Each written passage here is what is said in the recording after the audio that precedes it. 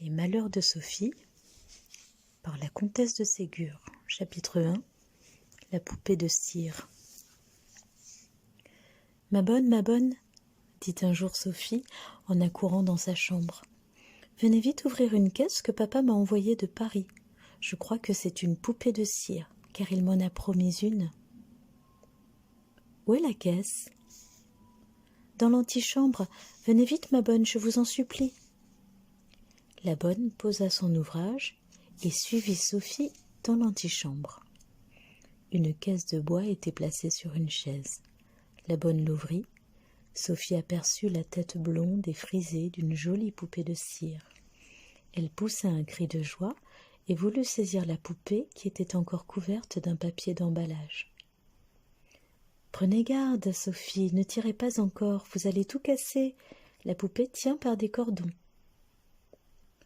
Cassez-les, arrachez-les, vite, ma bonne, que j'ai ma poupée. » La bonne, au lieu de tirer et d'arracher, prit ses ciseaux, coupa les cordons, enleva les papiers, et Sophie put prendre la jolie poupée, la plus jolie poupée qu'elle eût jamais vue. Les joues étaient roses avec des petites fossettes, les yeux bleus et brillants, le cou, la poitrine, les bras en cire, charmants et potelés. La toilette était très simple, une robe de percale festonnée, une ceinture bleue, des bas de coton et des brodequins noirs en peau vernie. Sophie l'embrassa plus de 20 fois, et la tenant par ses bras, elle se mit à sauter et à danser. Son cousin Paul, qui avait 5 ans et qui était en visite pour quelques jours chez Sophie, accourut au cri de joie qu'elle poussait. « Paul, regarde quelle jolie poupée papa m'a envoyée !» s'écria Sophie. « Donne-la-moi que je la vois mieux, » dit Paul. « Oh non, tu la casserais !»« Je t'assure que j'y prendrai bien garde, je te la rendrai tout de suite. » Sophie donna la poupée à son cousin en lui recommandant encore de prendre bien garde de la faire tomber. Paul la retourna, la regarda de tous les côtés, puis la rendit à Sophie en secouant la tête. « Pourquoi tu secoues la tête ?»« Parce que cette poupée n'est pas solide, je crains que tu ne la casses. »« Oh non, sois tranquille, je vais la soigner tant et tant que je ne la casserai jamais. Je vais demander à maman d'inviter Camille et Madeleine à déjeuner avec nous pour leur faire voir ma jolie poupée. »« Elles te la casseront. »« Oh non, elles sont trop bonnes pour me faire de la peine en cassant ma pauvre poupée. » Le lendemain, Sophie peigna et habilla sa poupée parce que ses amis devaient venir. En l'habillant, elle la trouva pâle. « Peut-être, se dit-elle, a-t-elle froid ? Ses pieds sont glacés, je vais la mettre un peu au soleil pour que mes amis voient que j'en ai bien soin et que je la tiens bien chaudement. » Sophie alla porter sa poupée au soleil sur la fenêtre du salon. « Que fais-tu à la fenêtre, Sophie ?» lui demanda sa maman. « Je veux réchauffer ma poupée, maman, elle a très froid. »« Prends garde, tu vas la faire fondre. »« Oh non, maman, il n'y a pas de danger, elle est dure comme du bois. »« Oui, Sophie, mais la chaleur la rendra molle, il lui arrivera quelque malheur, je t'en préviens. » Sophie ne voulut pas croire sa maman. Elle mit la poupée étendue tout de son long au soleil qui était brûlant. Au même instant, elle entendit le bruit d'une voiture. C'étaient ses amis qui arrivaient. Elle courut au-devant d'elle. Paul les avait attendus sur le perron. Elles entrèrent au salon en courant et parlant tout à la fois. Malgré leur impatience de voir la poupée, elles commencèrent par dire bonjour à Madame de Réan, maman de Sophie. Elles allèrent ensuite à Sophie qui tenait sa poupée et la regardait d'un air consterné. Madeleine. « La poupée est aveugle, elle n'a pas d'yeux. » Camille. « Oh, quel dommage, comme elle est jolie. » Madeleine. « Mais comment est-elle devenue aveugle? Elle devait avoir des yeux. »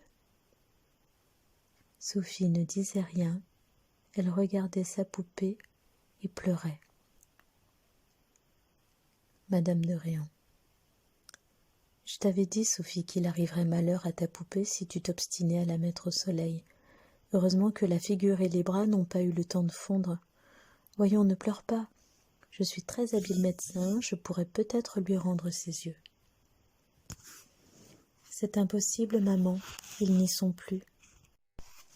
Madame de Réan prit la poupée en souriant et la secoua un peu. On entendit comme quelque chose qui roulait dans sa tête. Ce sont les yeux qui font le bruit que tu entends, dit Madame de Réan. La cire a fondu autour des yeux et ils sont tombés. Mais je tâcherai de les ravoir. Déshabillez la poupée, mes enfants, pendant que je préparerai mes instruments. Aussitôt, Paul et les 3 petites filles se précipitèrent sur la poupée pour la déshabiller. Sophie ne pleurait plus. Elle attendait avec impatience ce qui allait arriver. La maman revint, prit ses ciseaux, détacha le corps cousu à la poitrine. Les yeux qui étaient dans la tête tombèrent sur ses genoux. Elle les prit avec des pinces, les replaça où ils devaient être, et pour les empêcher de retomber encore, elle coula dans la tête et sur la place où étaient les yeux de la cire fondue qu'elle avait apportée dans une petite casserole. Elle attendit quelques minutes que la cire fût refroidie, et puis elle recousit le corps à la tête. Les petites filles n'avaient pas bougé.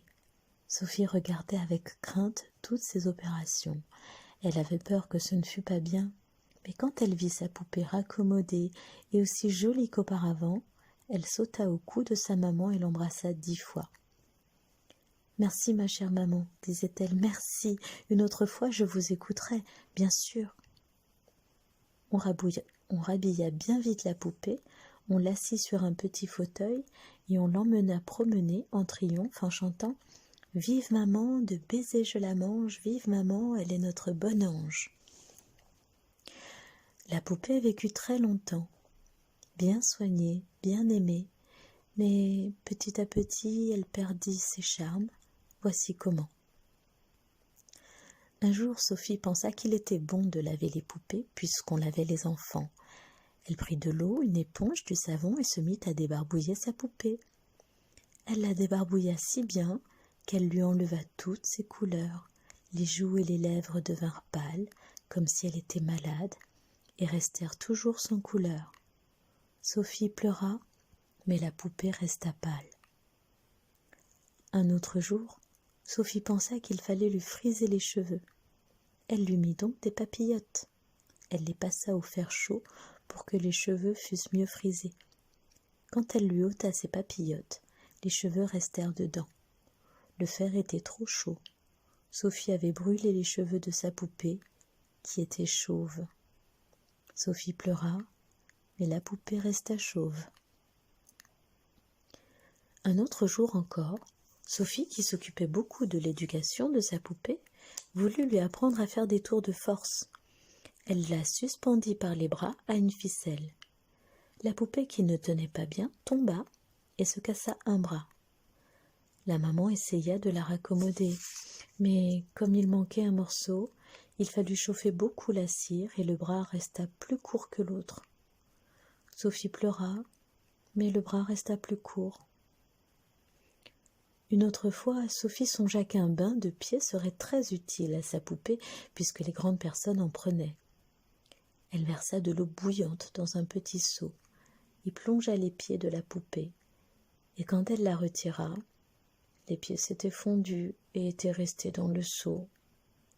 Sophie pleura, mais la poupée resta sans jambes. Depuis tous ces malheurs, Sophie n'aimait plus sa poupée, qui était devenue affreuse et dont ses amis se moquaient. Enfin, un dernier jour, Sophie voulut lui apprendre à grimper aux arbres. Elle la fit monter sur une branche, la fit asseoir, mais la poupée, qui ne tenait pas bien, tomba. Sa tête frappa contre des pierres et se cassa en 100 morceaux. Sophie ne pleura pas, mais elle invita ses amis à venir enterrer sa poupée.